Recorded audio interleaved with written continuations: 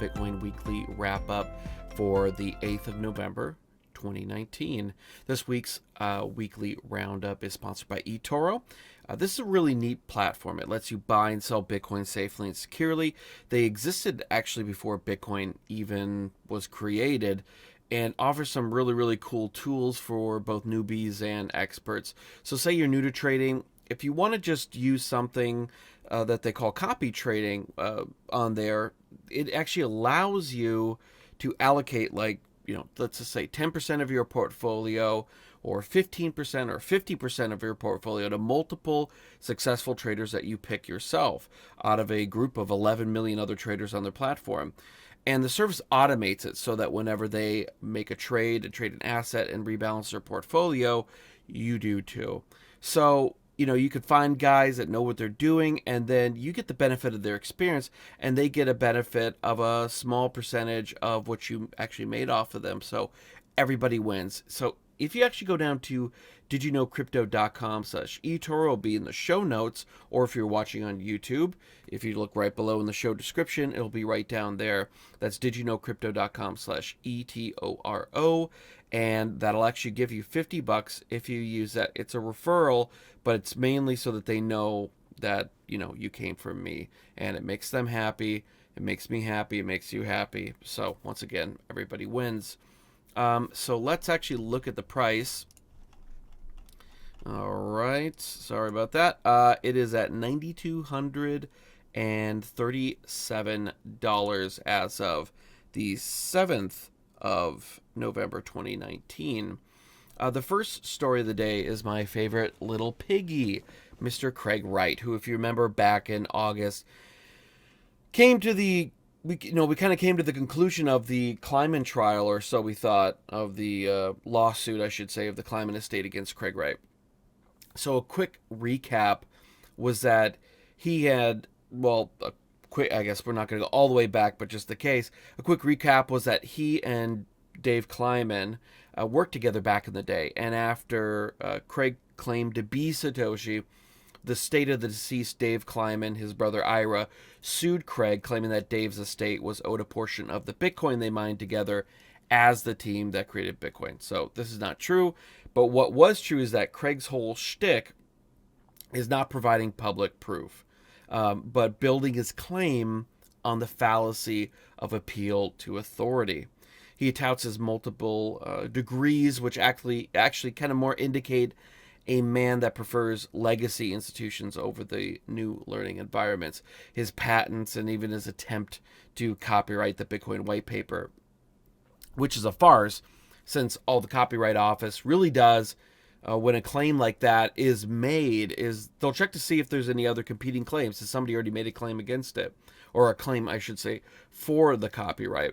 And if not, they just rubber stamp the request, and they only really reopen it if a competing claim is filed. So Craig knows that Satoshi is dead, and this is why his claims and boisterousness really has increased over the years. I think he had suspicions of who it was the first time he made his claim, and when that person didn't step forward, nothing was ever said. His suspicions started to be proved more and more correct as more time kind of passed between him making the claim and, the current time period. So, year out, 2 out, now 3 years out, he's fairly certain that his suspicion was actually correct. So he was using the Kleiman case so that he could use a positive or even an adverse judgment in the case to say, see, the court said I'm Satoshi. But in fact, this claim is not actually what's being adjudicated. They're not making any judgment on whether or not that he's Satoshi. They are going forward with that being basically the quote unquote truth in the case, because he's saying it. The plaintiffs, the Kleiman estate, also agrees and is saying that he is. So that's all that's being adjudicated. But the state wants it to be true. Since if he doesn't admit the actual truth, he's on the hook for a lot of money, $4.5 billion actually. what was actually being litigated was that Craig said, this is true, so how much does he owe Dave's estate? He said he didn't owe Dave's estate anything. He's claimed that Ira wanted to get money out of him earlier, and he was just taking a principled stand, and that's why they're going to court. In August, sorry, I think I got a little cold coming on, so my throat's quite dry. In August, the court ruled against him.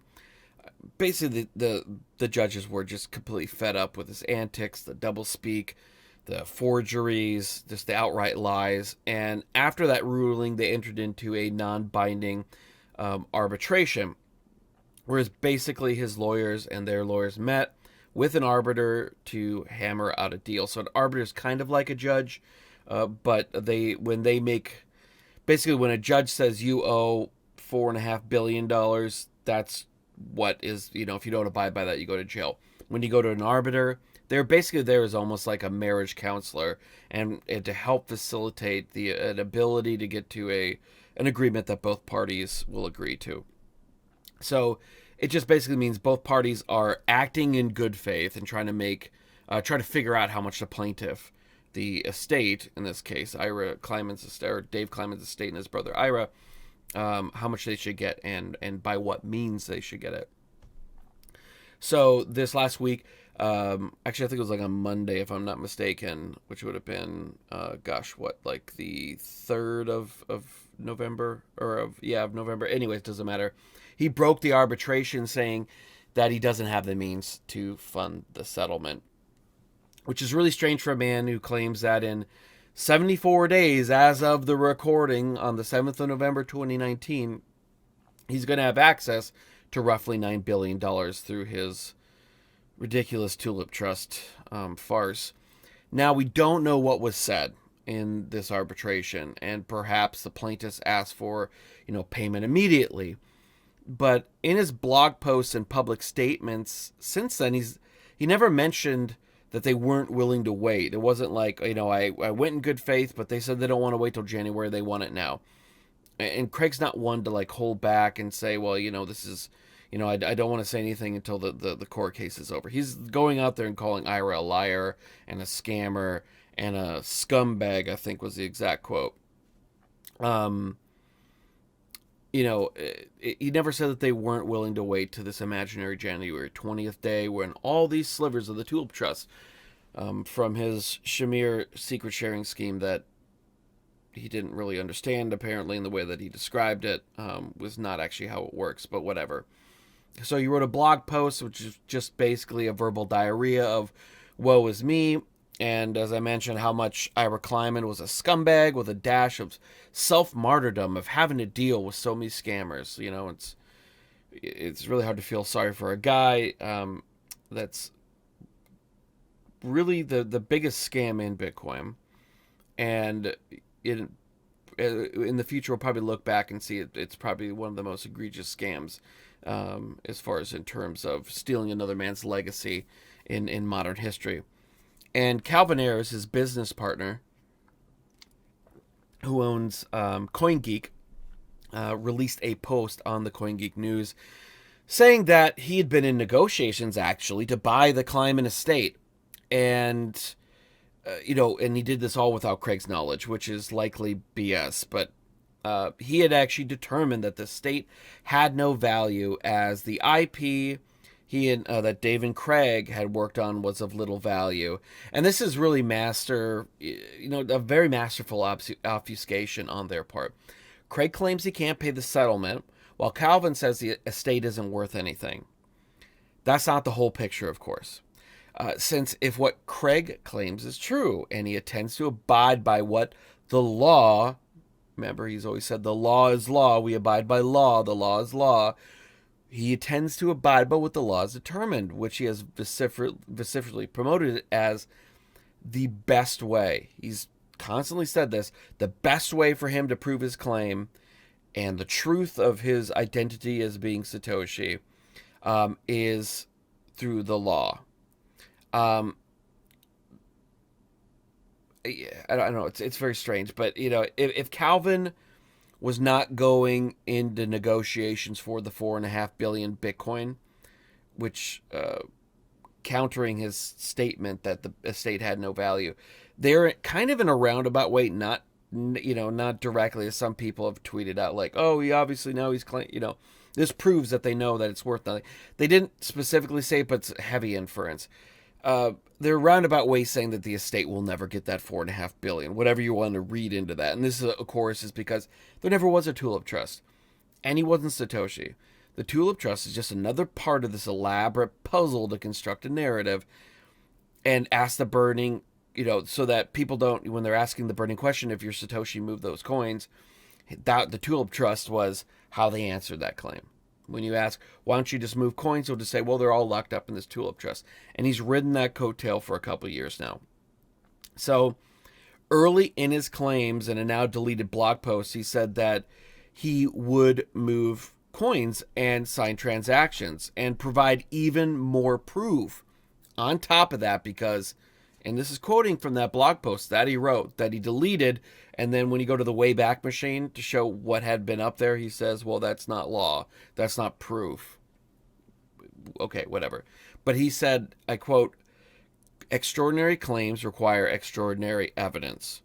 And the only thing close to that was two private proof ceremonies that are, he went with two different people. One of them is Gavin Andresen. I can't remember the other gentleman.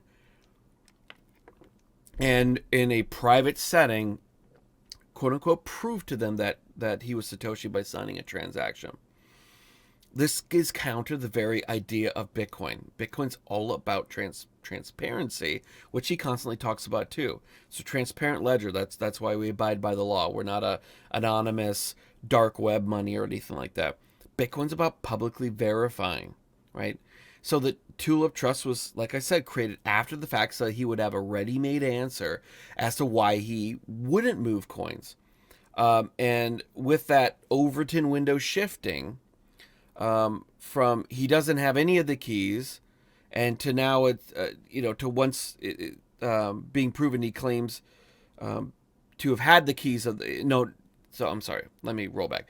The Overton window of his argument is it went from I don't have any keys, they're all in the Tulip Trust or whatever, I can't access them, to yeah, I did actually have the keys of the first 9 blocks. That's how I was able to prove it in these private proof ceremonies with Gavin and the other gentleman. But I don't have all the others because only the first 9 were available after being put in the trust. And he's never explained where they put in the trust. And then some people within BSV have surmised, well, some of the trustees just gave him access to 9 and they had the ability to do that, so they did that. Well, it's like, why not give it all to him? It doesn't make any sense, but whatever. If this all sounds really half-assed, it's because it is. The truth requires no on-your-feet explanations by him or his these on-the-feet explanations by him, his supporters, his acolytes. And the truth has no inconsistencies, right? They don't need to have all these stories that contradict each other. They don't need shell corps and cutouts created after the fact. Bitcoin is simple. Lies are very complex. So, this to me, what's going on right now is setting up the end game, okay? As Calvin also mentioned in that article, he mentioned that they said that there's 320,000 Bitcoin that Dave has, but that has that the reason he's saying it has no value is because Ayres overwrote Dave's hard drives that had the private keys, right? And they're lost now, is what Calvin is claiming. Dave, if you remember, was also in charge of setting up the Tulip Trust, according to Craig. So what I'm starting to get at and starting to see is I foresee a narrative being created that Dave screwed up the encryption on the private keys created for the trust. And that's why once January 20 hits, the date Craig's supposedly going to get control of these keys. What he said was that it was a Shamir secret sharing scheme. And there's a bunch of people that all got these slivers of the private keys to the Tulip Trust that holds all these, the 1 million Bitcoin of that Satoshi had. and it's 1 million. Like there were, like exactly. It's very weird that it'd be an exact number, but whatever. And these slivers are going out, and he claimed that in court that he didn't need to have them in any specific order. He just needed a certain amount out of, I believe, 8, like 5 out of 8, which is not how a Shamir scheme works, which I believe he then later went and said that he created his own version of that. After the fact, mind you, when people pointed this out. So I think that the story will be that some key piece of the encrypting for the Shamir secret sharing scheme, the way that these shards of the private keys were created was actually on one of these hard drives, or that, in fact, Dave was involved in encrypting these so that Craig still wouldn't have access to them, because, it just blows me away. Because if you know the private keys, if you're Satoshi, that means you had the private keys at some point. And then you re-encrypted them and sent them out, but you still would know the private keys, or at least ostensibly. But whatever. Like, if you really were trying to put into trust, you would have somebody else do that, and you'd set it up in a way where nobody knew what the private keys were. But whatever. And I think that he's going to be saying that the shards of the private keys, or the way the other ones were encrypted, was corrupted, or the keys were lost in some way by what Ayres did or what Dave did. And this is why the Tulip Trust is inaccessible forever. Likely the negotiations, or what I surmise the negotiations by Calvin to buy the estate, were just basically a cover so that he could uncover more information on what Dave left behind. And its status, if things had been overwritten, or if they were still original, how many there were, all this kind of stuff. So they could get as much information as they could before it was public, right? So now when they preempt this with a bunch of, oh, well, this is why we can't access it, it's because the public didn't know about it, but he did, because they were doing, all their lawyering stuff with the due diligence in for this supposed buying of the estate. And it's going to be all about constructing this brand new narrative of why, when January 20th hits, nothing moves. January 21, 22, 23, 24, 25, and he'll come up with some, well, I'm not going to do anything yet, or whatever, and he'll drag it out, and then he's going to reveal why he can't move it. That's what's going to happen. You can hold me to it. So, anyways, I'm sorry this is going so long on just like the first story, so we'll just kind of power through these a little bit. The next story is on another shady group, that being Stellar Lumens. So the Stellar Foundation announced it was burning 50% of its 105 billion, that's billion with a B, Stellar Lumen tokens, shrinking the supply to 50 billion, with 20 of that in circulation. I mean, if it's 105 billion down to 50, it's actually technically more than 50% or whatever. Maybe I got one of those numbers wrong. I don't think so. That's exactly what I read. Anyways, a bunch of crypto news companies reported a surge of 14% in price as this was announced. But here's the deal. If you burn, 50% of your tokens, and you only get a 14% spike in the price at in the market, the market is not reacting well to the long-term vibe. I mean, like, you could say, well, this is going to have more longer-term impacts, and if you zoom out 10 years from now, you're going to see where this happened or whatever, right? You can make that claim, but crypto does not act like that. Crypto pumps and dumps quite heavily. Like, this is not, if this happened on Wall Street, you could see like a 30% surge in a stock price if they were doing something along these lines, right? Possibly what I'm saying. That would be a huge issue, or not a huge issue, a huge story. Within crypto, it's not a big thing to see a 50% pump or more in a single day, especially on a lower liquidity. I guess it's not technically lower liquidity. It's not like something like Namecoin, but it's not Bitcoin either. In a medium-ish liquidity market like Stellar, only 14%, right? It's not the people, it's speculators not reacting well, and they don't see a lot of long-term viability for your project, at least as far as related to price, which is often correlated with perceived use and or future value. It's also good to note if a group has the power to burn 50% of this token supply of the project that you're all in on, they also have the power to create another 50, 100, 200, 1,000% increase in that supply at a later date. Bitcoin taught us that a fixed supply that is set in stone is one of the most powerful features Bitcoin created. These people just pretend like one of the problems that Bitcoin was created to counter, inflation through a centralized control of a currency, they treat it like it's a bug. And it's not. It's a feature. Anything short of a 100% increase in price is a flop for something like this. Remember that if, let's just say you had a $1,000 Go coin, it lost 50% of its value, now worth $500.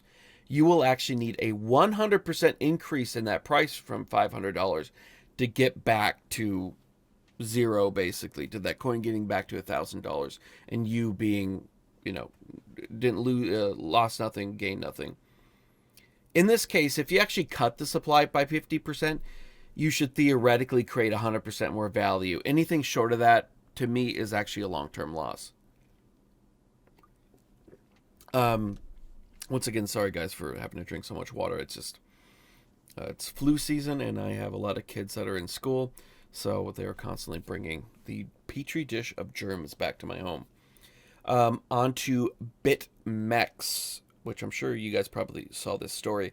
They screwed up big time. Through what they called an internal failure, a mass email to Bitmex users put everybody's email address in the publicly viewable CC line. So CC stands for carbon copy. I know pretty much everybody knows this, but I never know my audience. But just for anybody that might be going like, well, what does CC actually mean or whatever? But just to explain it, just kind of going Barney style. In the carbon copy line, the CC line is publicly viewable, right? They should have put this in the BCC line, which is blind carbon copy.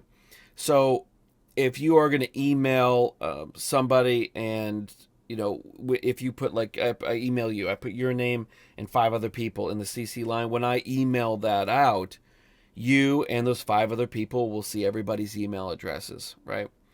If I send it to you and then blind carbon copy those 5 people, no one but the sender can see those addresses, except for the one in the 2 line. So if you really want to send it to a group, you usually just kind of like email it to yourself in the 2 line, and then you BCC everybody else. Bitmex claims 22,000 daily users, but this screw up could be much bigger, as the email could have gone out to inactive users, right? Which would swell the affected users by, unknown multiples. So why is this a problem? Well, if your real name is in the email address that you used on Bitmex, or the one that you use on social media, to sign in on social media profiles, hackers, thieves, and other, malcontents can basically start to track you down as a known user of Bitcoin. They know that if you were in that email list, you at least had some sort of brush with Bitcoin or other crypto assets, right? In Facebook, if you actually go into the settings and privacy, and you should always just if you guys do continue to use Facebook, which I still do because it's just keeping in contact with people, go privacy hardcore down the line. Don't share anything other than with actual friends. Don't friend people you don't really know that well and all that. But anyways, if you go into your settings, unless you actually set your email to private, which I have done that for a long time. But if you did not set your email to private, and I go into Bitmex, I find your email, I just plug that in the search bar on Facebook, I find your profile. If you're, really not good with your privacy and your whole Facebook profile is publicly viewable, I might be able to find your exact address with a picture of your house in the mailbox next to it, right? So I could find your real name, your locations, your family, friends, and using just that, even if you set like a fake city, even a fake name, I can look at who are the people that you see all these pictures of you hanging out with this group of people. Well, they live in, with Winchesterton, Fieldville, Iowa. Good chance that you live there too. Another thing is they can start sending out, scammy emails. So fake phishing emails are already going out, asking people to log into their Bitmex accounts using fake links in there, which you go to, looks like the Bitmex site, you type it in, now they have your login information, and now they're going to be able to start stealing your Bitcoin or whatever. There are more levels of security risk to this, but in the interest of time and just kind of, this is more of a broad overview sort of wrap-up show. These are just like the kind of two examples that I led with. But if you're using exchanges, I'd really recommend, creating an email address you use for nothing else but that. And it's not linked to any other social media profile, has not your name or anything like that. You don't use it on anything else. For that matter, it's probably a good practice to have a bunch of email accounts not linked to any publicly available information, i.e. Facebook, emails, you didn't use it on a bulletin board 5 years ago, anything like that. And that, whether it's, for credit cards or your Target store login, nothing. And this way, if any one of them are compromised, the damage is basically kind of contained. So it's a bit of work. It's really not that hard. So everybody out there, stay safe. And that's it for this week's weekly wrap up. I want to thank you for listening. Please leave a review on iTunes. Just go to my website at didyouknowcrypto.com and click on the Apple icon to leave a review, or go to didyouknowcrypto.com/platforms. If you're in YouTube, you can see it right there in the show description in the bottom. Just click that link. Please leave a 5-star and a written review. That really helps. Show some love to my sponsor, eToro, who offer the best place to buy, sell, and trade Bitcoin with the largest trading community, low fees, high security. And if you go over to my affiliate link at didyouknowcrypto.com/eToro, you will get $50. There's some terms and conditions for minimum deposits, but you'll get $50 for free that you can buy and sell and trade Bitcoin and all that kind of good stuff. And I'd like to thank you guys for listening. I'd like to thank you guys for watching on YouTube. I really do appreciate it. Feel free to reach out on any of my social media profiles. My messaging and DMs are open, and I love hearing from you guys. So have a great night.